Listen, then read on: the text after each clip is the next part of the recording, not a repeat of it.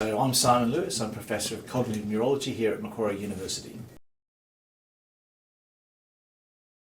For probably the best part of 50 years now, we've had treatments that can help symptoms, and certainly that's improved quality of life, but nothing that's slowing the disease or stopping in its tracks.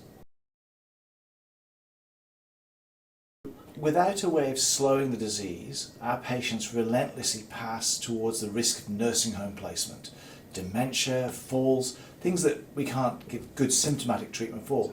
If we could stop that progression, that would be a good enough cure for me.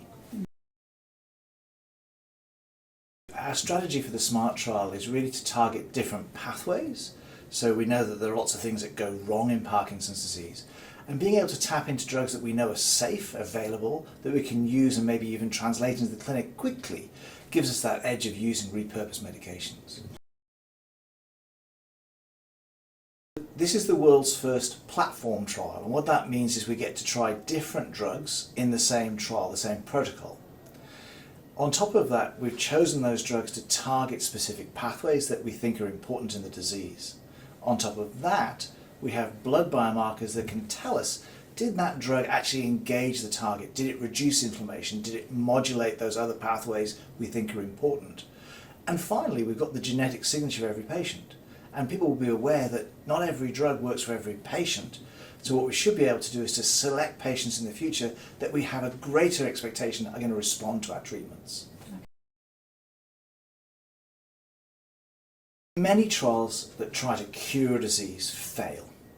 What we want to do with the SMART trial is to say, okay, we want to try something that we think will work, but if it doesn't work, we'll have the technology because of the biomarkers that we're using, because of the genetics we're using, to say why some patients responded and others didn't, which will allow us to have a precision medicine approach in the future and do better trials.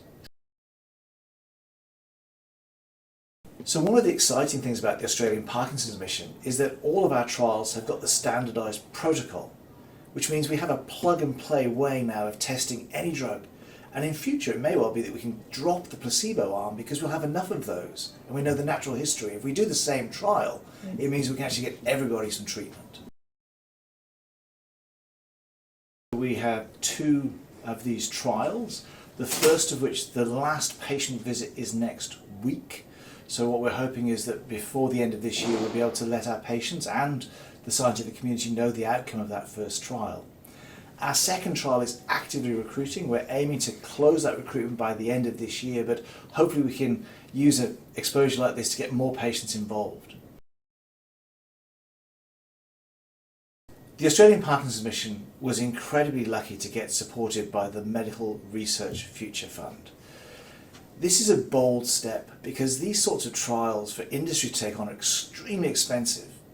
But here we see government acting to say, look, we know that we've got smart doctors and scientists here in Australia.